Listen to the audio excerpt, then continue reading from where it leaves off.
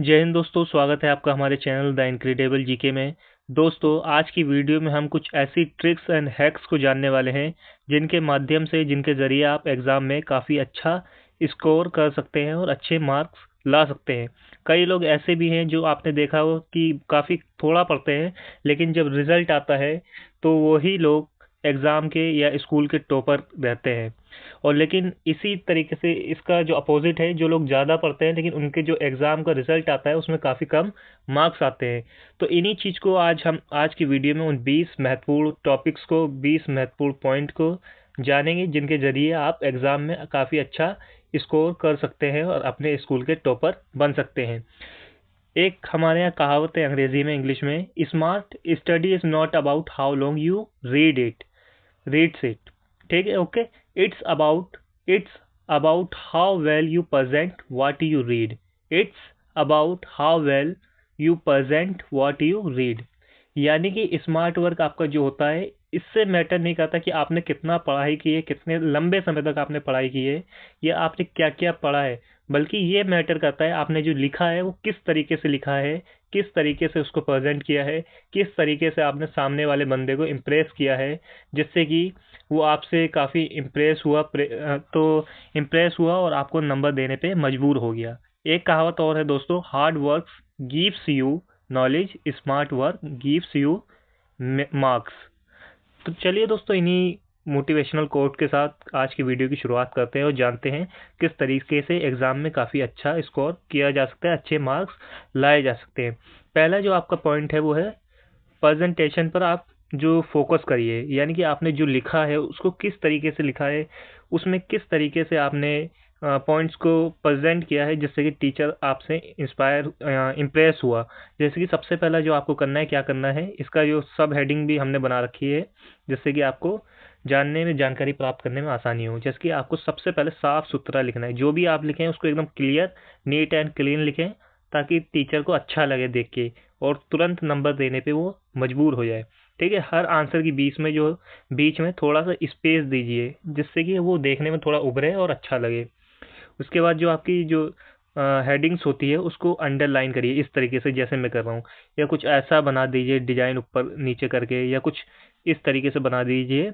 और आपको जो हेडलाइन करनी है ब्लैक और ब्लू पेन से ही करनी है, ना कि रेड और ग्रीन पेन से। बहुत से बच्चे ऐसा भी करते हैं कि एग्ज़ाम में जो कि अलाउ नहीं रेड एंड ग्रीन पेन का यूज़ करना, वो लोग इसको भी यूज़ कर लेते हैं, जो कि एक बैड इम्पैक्ट जाता है टीचर के लिए। इसके बाद क्या करना है, आपको इम्पोर्टेंट जो वर्ड होते हैं उसको रेड या ग्रीन पेन से हाईलाइट करें। मेरे हिसाब से उसको ना हाईलाइट करें तो ही बेहतर रहेगा, रेड एंड ग्रीन पेन से, क्योंकि ये सही नहीं है एक तरीके से। यहाँ पे आप ब्लू ले लीजिए, ब्लू और ब्लू और रेड पेन ले लीजिए आप, वो ज़्यादा अच्छा रहेगा ग्रीन और रेड की कंपैरिजन में।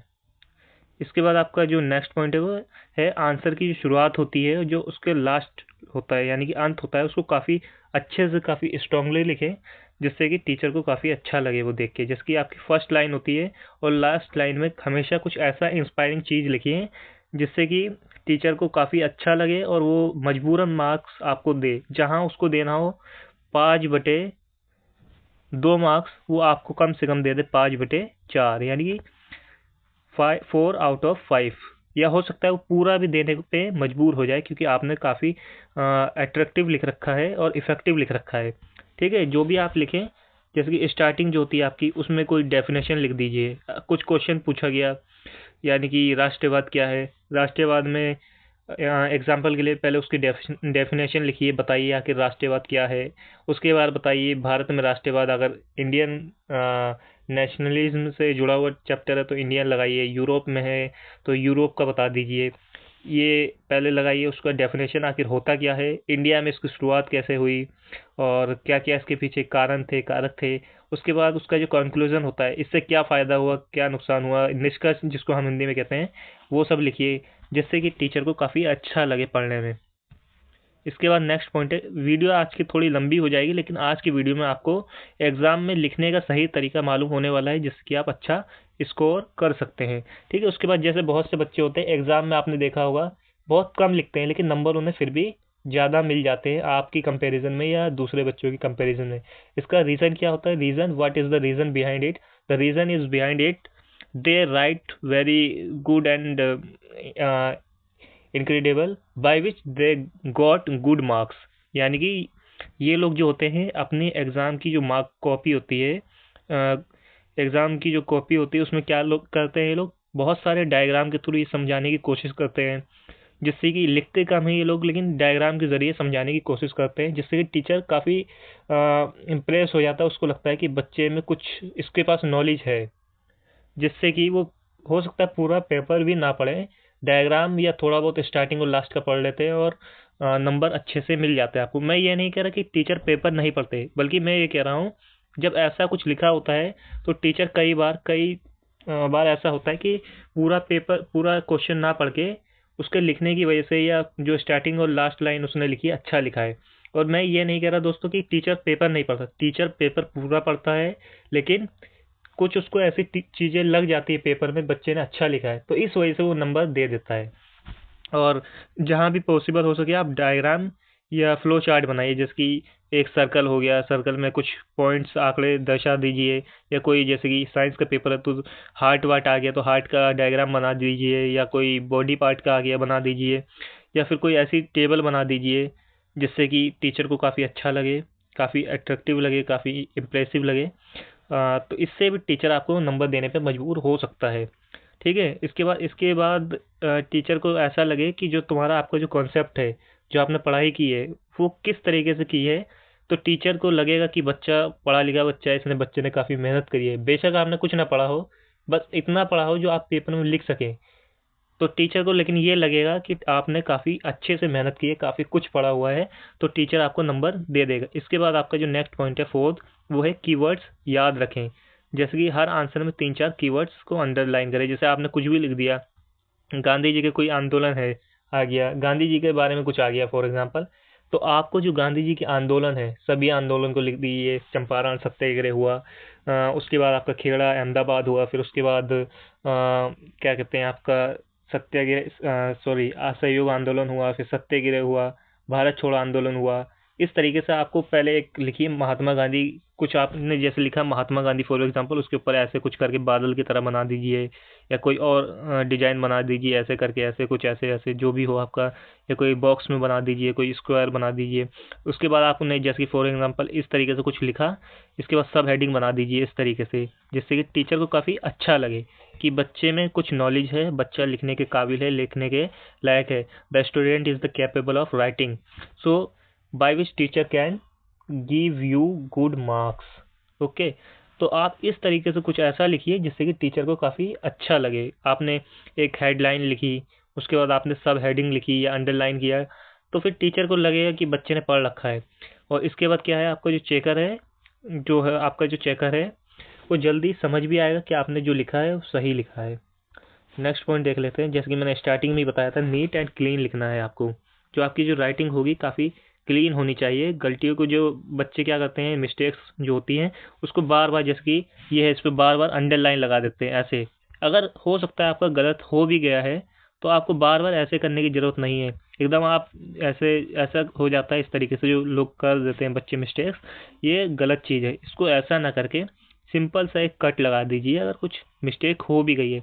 वैसे तो आप मिस्टेक करें ही ना तो ज़्यादा बेहतर रहेगा, लेकिन अगर हो गई है बाय मिस्टेकली तो आप छोटा सा इस तरीके से बस कट लगा दीजिए। और हाँ, फ्लूट का इस्तेमाल जितना कम हो सके एग्ज़ाम में करिए।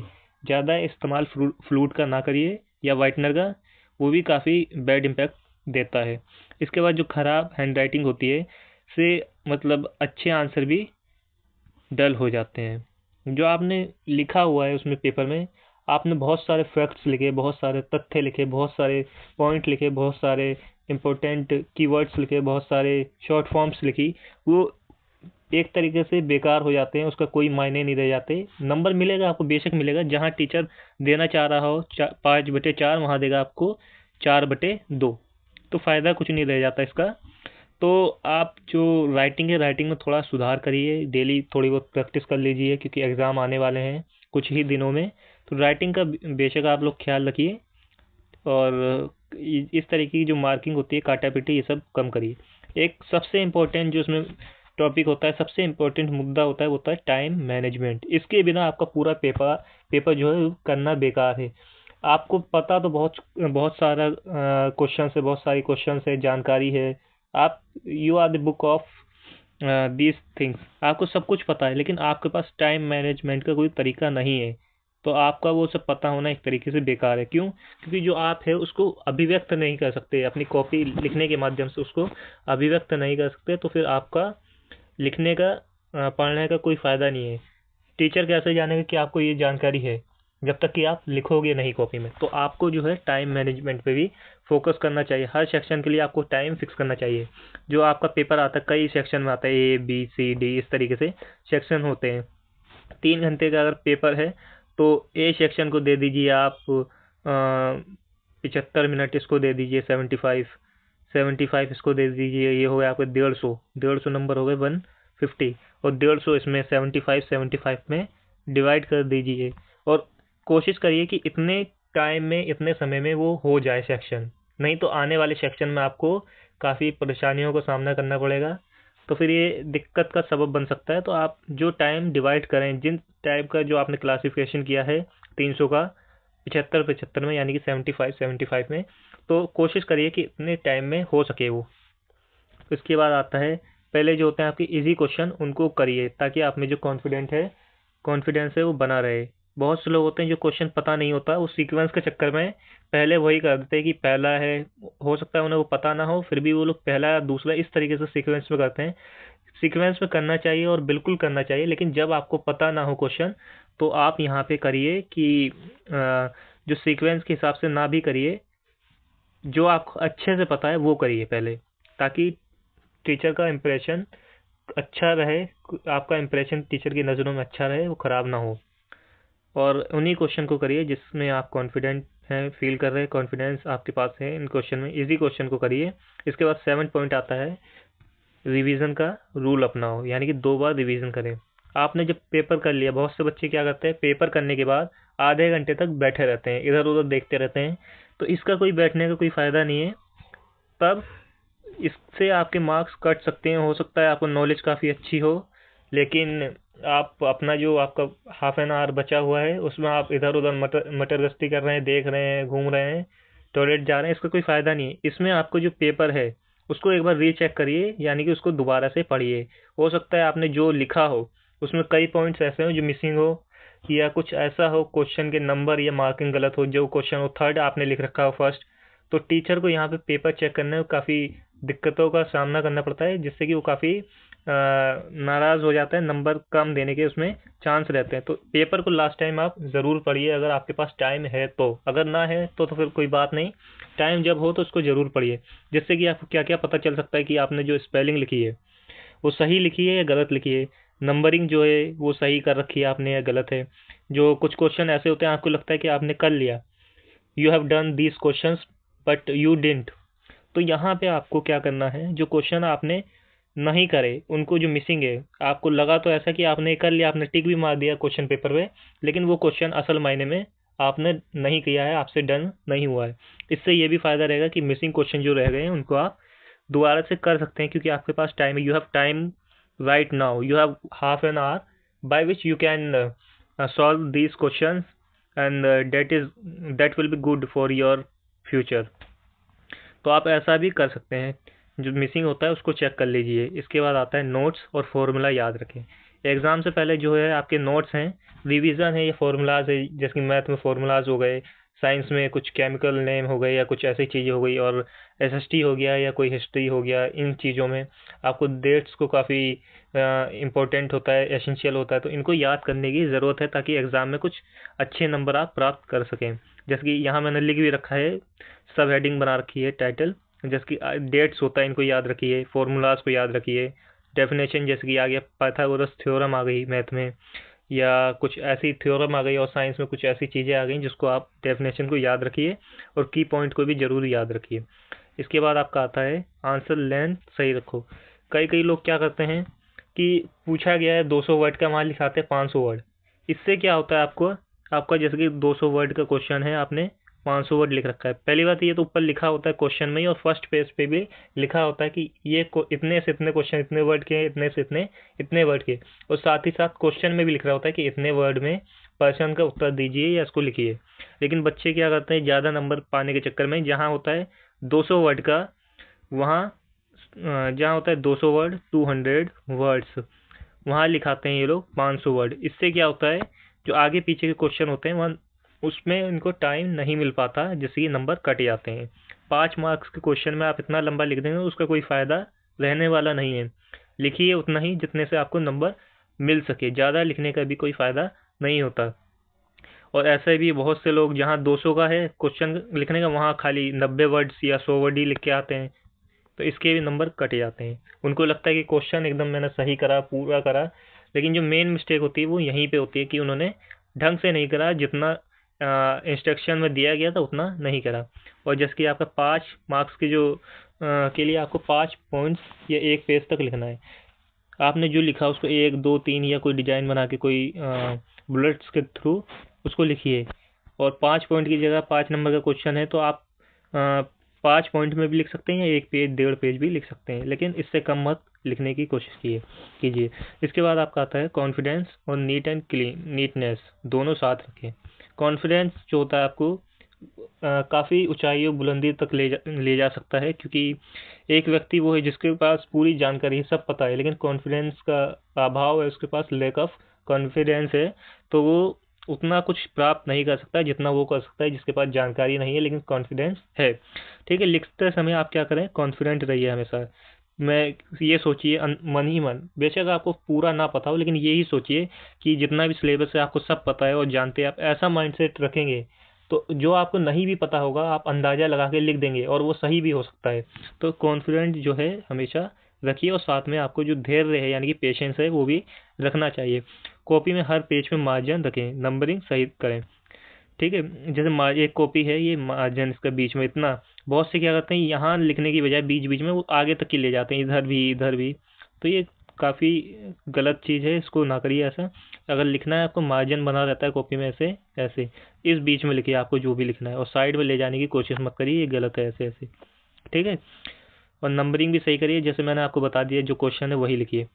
क्वेश्चन को ध्यान से पढ़ें, क्वेश्चन को ध्यान से पढ़ें, जिसकी आपने एक 12th फेल मूवी देखी होगी, जिसमें विक्रांत मैसी आपके जो थे उन्होंने मनोज कुमार पांडे का जो किरदार है वो निभाया है। मनोज कुमार पांडे को आप बाखूबी जानते होंगे, वो एक सीनियर आईपीएस ऑफिसर हैं।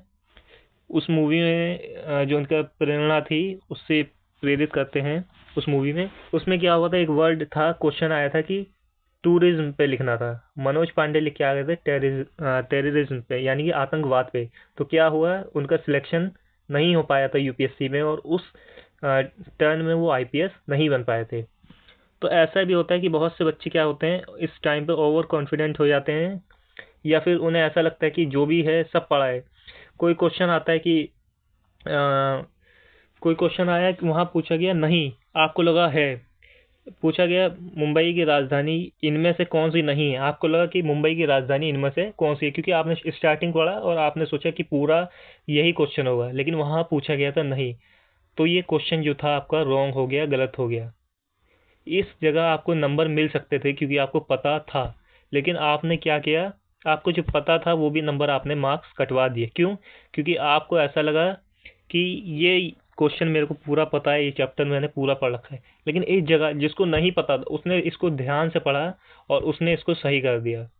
तो डिफरेंट क्या आया इसमें, डिफरेंस क्या आया कि जिसको पता था उसने नहीं करा, लेकिन जिसको नहीं पता था उसने सही कर दिया। ये इस चीज़ का भी ध्यान रखिए आप लोग। और उसके बाद हर शब्द जो है इसको समझ के लिखे, खासकर जो एक्सप्लेन होता है उसको सही से करें, डिस्क्राइब सही से करें, उसकी व्याख्या जो करें सही से समझाइए, और उसका जो डिफाइन है उसको सही से करिए। इसके बाद आपका आता है 12वां, आंसर को पॉइंट फॉर्म में लिखिए। कोशिश करिए कि जो आंसर है उसको पॉइंट टू वाइज पॉइंट लिखिए, जिससे टीचर को पढ़ने में आसानी रहती है और जो आपकी नंबर है उसमें सही से आपको मिल जाएंगे। जब टीचर आपसे पढ़ने में आपकी कॉपी आसानी उसको रहेगी तो टीचर आपको नंबर भी देगा ज़रूर। लंबे पैराग्राफ की जगह आप क्या करें, नंबर्ड पॉइंट या कुछ बुलेट्स, ये जैसे कि मैं आपको दिखा दे रहा हूँ इस तरीके से, या तो आप ऐसे नंबर लिख दिए 1 2 3 4 जो भी है, इस तरीके से ऐसे ऐसे ऐसे बिंदी लगा दीजिए, या फिर कुछ ऐसे करके बुलेट बना दीजिए गोल गोल करके ऐसे, या फिर ऐसे करके ऐसे स्क्वायर में बना के इसके अंदर कुछ डार्क डार्क कर दीजिए, या ऐसे कुछ बना दीजिए, या स्टार करके कुछ बना दीजिए इस तरीके से। तो इस तरीके से बनाइए जिससे कि टीचर को काफ़ी अच्छा लगे और आपको नंबर मिल जाए। और इस जो आपका आंसर है वो ऐसा हो कि पढ़ने में आसानी रहे, टीचर को साफ सुथरा हो। 13वां पॉइंट है आपका, एग्जाम्पल ज़रूर दो। यानी कुछ भी आप लिख रहे हो थ्योरी है, उसमें प्रैक्टिकल एग्जाम्पल जरूर दीजिए जो कि आपके क्वेश्चन को आंसर को काफ़ी स्ट्रॉन्ग बना देता है। इसके बाद टीचर को लगता है कि आपका जो कॉन्सेप्ट है वो काफ़ी क्लियर है। नेक्स्ट आता है आपका, आंसर में हेडिंग और सब हेडिंग का यूज़ करें। कुछ भी लिखें, डेफिनेशन है आपकी, यहाँ पे हेडिंग लिखिए, डेफिनेशन है, फीचर है, और उसकी जो इम्पोर्टेंस है उसको लिखिए, और उसका जो निष्कर्ष है यानी कि कंक्लूजन है उसको लिखिए। इससे आपका जो आंसर होगा काफ़ी ऑर्गेनाइज्ड फॉर्म में होगा, टीचर को पढ़ने में आसानी रहेगी और ज़्यादा कुछ उसे ढूंढना नहीं पड़ेगा। नेक्स्ट पॉइंट है 15वां, क्वेश्चन के नंबर सही लिखें। जो जैसे कि ये भी मैंने आपको स्टार्टिंग में बता दिया कि क्वेश्चन है तीसरा, आपने लिख रखा है पहला, तो टीचर को जब ढूंढने में दिक्कत आएगी तो मार्क्स आपके संभवतः कटेंगे ही कटेंगे। अगर आपने इस तरीके की मिस्टेक करी तो आपके मार्क्स कट सकते हैं, कटेंगे नहीं लेकिन कट सकते हैं, संभावना रहती है। नेक्स्ट, मार्जिन में कुछ मत लिखो। ये पॉइंट भी काफ़ी पहले डिस्कस हो चुका है कि मार्जिन जो था इस तरीके से, इसमें कुछ मत लिखो, साइड साइड में जो लिखना है आपको बीच में लिखिए, इससे आपको नंबर मिलेगा। इससे मार्जिन की लास्ट में लिखने से नंबर नहीं मिलेगा। तो कॉपी बचाने की कोशिश मत करिए कि आपको लगेगी कि कॉपी बचेगी तो पेड़ कब कटेंगे। तो ये सही है, लेकिन ऐसी जो आपकी भावना है इस तरीके का, मतलब सोचिए, जरूर सोचिए, लेकिन इस जगह पे मत सोचिए क्योंकि यहाँ आपके नंबर कट सकते हैं। आप जरूर पेड़ बचाइए और कॉपी को बचाइए, लेकिन इन जगहों पे आपके नंबर कट सकते हैं, तो फिर ऐसा कोई फ़ायदा नहीं रहेगा। इसके बाद आपका आता है, टीचर को लगे कॉपी बहुत जो डिसिप्लिन अनुशासित तरीके से आपने कॉपी को लिखा है। नेक्स्ट आता है आपका, शॉर्ट हेड राइटिंग जो होती है से बचें। जो क्या होता है, स्पेलिंग होती है, लेटर स्पेलिंग जो होती है उसको बराबर रखें, ऊपर नीचे मत ले जाएं, इस तरीके से नीचे एकदम सीक्वेंस रहे। साफ और रीडेबल राइटिंग से टीचर को चेक करने में आसानी रहती है, कि आपने ऐसा लिखना चाहिए आपको कि जो टीचर पढ़ सके, और साफ होना चाहिए एकदम सुथरा। 18वां पॉइंट है, इंपॉर्टेंट फॉर्मूलाज जो हैं उसको याद रखें। ये भी पहले डिस्कस हो गया है अपना पॉइंट। कुछ पॉइंट ऐसे हैं जिनको बार बार एक दो बार और डिस्कस किया गया है ताकि आपको याद रहे ये चीज़ें। अभी मान लो आप भूल जाएं, पेपर के टाइम आप जब लिखने बैठे कॉपी तो आपको याद रहे ये बातें, जिससे कि आप बहुत अच्छा कर सकते हैं कम पता होने के बावजूद भी। मैथ और फिजिक्स ऐसी जो कॉपियाँ हैं, हिस्ट्री हो गया या फिर इकोनॉमिक्स हो गया, इनमें जो आपका फॉर्मूलाज और डेट्स हैं उसको गलत जो होती है हुई तो मार्क्स भी कट सकते हैं। फॉर्मूलाज की गलती से आपका पूरा क्वेश्चन गलत हो सकता है। डेट अगर गलत हुआ तो इससे भी इम्पैक्ट पड़ेगा इकोनॉमिक्स में या फिजिक्स में। ये सब चीज़ें काफ़ी इंपॉर्टेंट है और उन्हें बार बार रिवाइज करें, बार बार उन्हें रटें तो क्या नहीं, याद ज़रूर करें। कोई ट्रिक्स के ज़रिए चाहे याद करें या फिर किसी और चीज़ के ज़रिए, लेकिन उन्हें याद करें। 19वां पॉइंट है आपका, आंसर शुरू करने से पहले रफ प्लान बनाएं। एक कॉपी का जो आपका लास्ट पेज है, लास्ट पेज जो है ना, पीजी जो लास्ट पेज है उसको एक रफ के तौर पे बना लीजिए। जो भी आपकी मैथ है, अगर कुछ आपको लिखना है, क्वेश्चन सॉल्व करना है तो वहाँ करिए, ना कि जो आपको क्वेश्चन पेपर मिला है उस पर करेंगे तो वो काफ़ी इम्पैक्टफुल हार्मफुल हो सकता है आपके लिए। हो सकता है टीचर आपको देखे और नंबर भी उसके काट सकता है, लिख दे क्या पता कॉपी पे आपके मार्क्स पे लिखा हुआ था। ये चीटिंग के उसमें शामिल होता है, इस वजह से अपने क्वेश्चन पेपर पे कुछ मत लिखिए। आपको जो कुछ भी लिखना है वो एक जो आंसर शीट होती है जिस पर आप लिखेंगे उसमें लास्ट में एक रफ करके पेज बना दीजिए, उस पर हेडलाइन डाल दीजिए रफ, उसके नीचे जो भी लिखना है आपको लिखिए।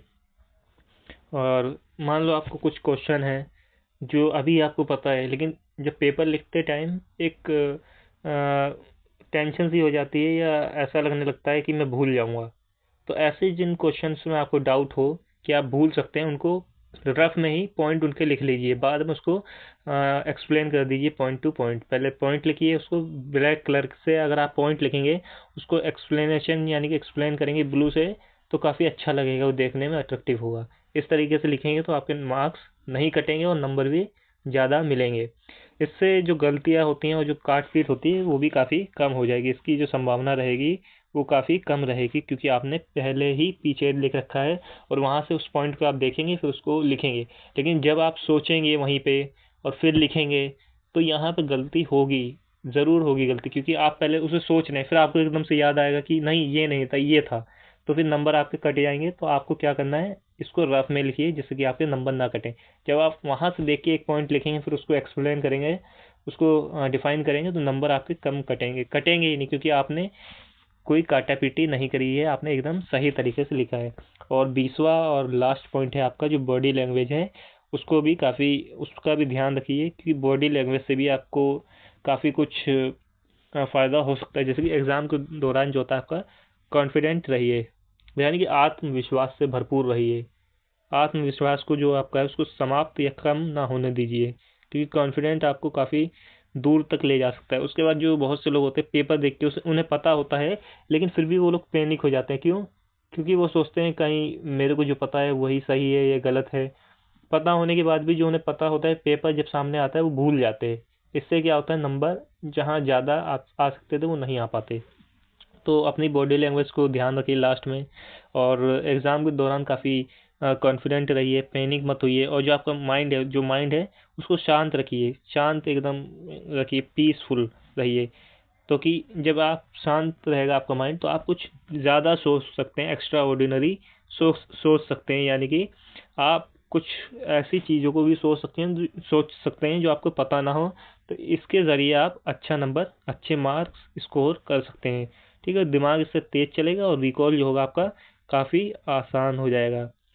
तो इन महत्वपूर्ण ट्रिक्स को, हैक्स को दोस्तों आप याद रखिए, और एग्ज़ाम से पहले इस वीडियो को एक बार ज़रूर देख लीजिए, क्योंकि आप देखेंगे तो आपको काफ़ी अच्छा तरीका मालूम होगा एग्ज़ाम में कैसे लिखा जाता है, किस तरीके की कॉपी लिखी जाती है, और जो टॉपर होते हैं किन तरीक़ों से, किन बिंदुओं का प्रयोग करके एग्ज़ाम में बैठते हैं, किस तरीके से कॉपी को लिखते हैं, जिसके ज़रिए उनके जो 100 में से 100 भी आ जाते हैं, 100 में से 90 95 पार हो जाते हैं, मार्क्स स्कोर हो जाता है। और लेकिन कुछ ऐसे भी होते हैं जो काफ़ी कुछ जानने के बाद भी कुछ नहीं कर पाते, उनके जो मार्क्स आते हैं 50 आउट ऑफ 100 आते हैं, परसेंटेज जो उनकी रहती है 50 के आसपास या 70 के आसपास रहती है। तो अगर आपको कुछ करना है तो इस तरीके की वीडियोस को ज़रूर देखें, जिससे कि आप अच्छा स्कोर कर सकें। एक बार फिर मैं बता दे रहा हूँ आपको वही, hard work gives you knowledge, smart work gives you marks. यानी कि जो आपका हार्ड वर्क होता है आपको नॉलेज तो देता है, लेकिन जो आपका स्मार्ट वर्क होता है वो आपको क्या देता है, मार्क्स देता है, नंबर्स देता है। तो दोस्तों अगर वीडियो पसंद आई तो वीडियो को लाइक करें, चैनल को सब्सक्राइब करें, वीडियो को अपने दोस्तों के साथ शेयर करना बिल्कुल ना भूलें, जो एग्ज़ाम की किसी भी एग्ज़ाम की तैयारी कर रहे हैं, बेशक वो बोर्ड की तैयारी कर रहे हैं या किसी ऐसे एग्ज़ाम की तैयारी कर रहे हैं जिसमें लिखना होता है। तो उन लोगों के साथ इन वीडियो को शेयर कीजिए, क्योंकि इस वीडियो का महत्व आप समझ चुके हैं कि कितनी इम्पोर्टेंट वीडियो है ये। क्योंकि इससे पहले किसी ने इस तरीके से यूट्यूब पे इस तरीके से पॉइंट टू पॉइंट 20 पॉइंट किसी ने भी एक्सप्लेन नहीं कर रखे। ये पहला वीडियो होगा मेरे हिसाब से जो जिसमें आपको इतने अच्छे तरीके से क्लियरली एक्सप्लेन किया गया है, जिस तरीके से आप एग्ज़ाम में लिख सकें। तो दोस्तों अगर वीडियो पसंद आई हो तो वीडियो को बिल्कुल ज़रूर दोस्तों के साथ शेयर करिए, क्योंकि शेयर करने का एक रुपया भी नहीं लगता। और लाइक करके हमारे हौसले को बढ़ाइए, ताकि हम ऐसी ही वीडियो आप लोगों के लिए नेक्स्ट टाइम ला सकें। और हाँ, आपको जो भी टॉपिक, जिस भी टॉपिक पे आपको चर्चा करनी हो, डिस्कस करना हो, जिस पे आपको लगे कि आपको समझ नहीं आ रहा, तो आप उस टॉपिक को कमेंट में करके ज़रूर बता सकते हैं। Next video I will definitely upload on that topic. So अगर वीडियो पसंद आई तो वीडियो को ज़रूर लाइक करें। मिलते हैं नेक्स्ट वीडियो में, जब तक के लिए आपका बहुत बहुत शुक्रिया, धन्यवाद, थैंक यू।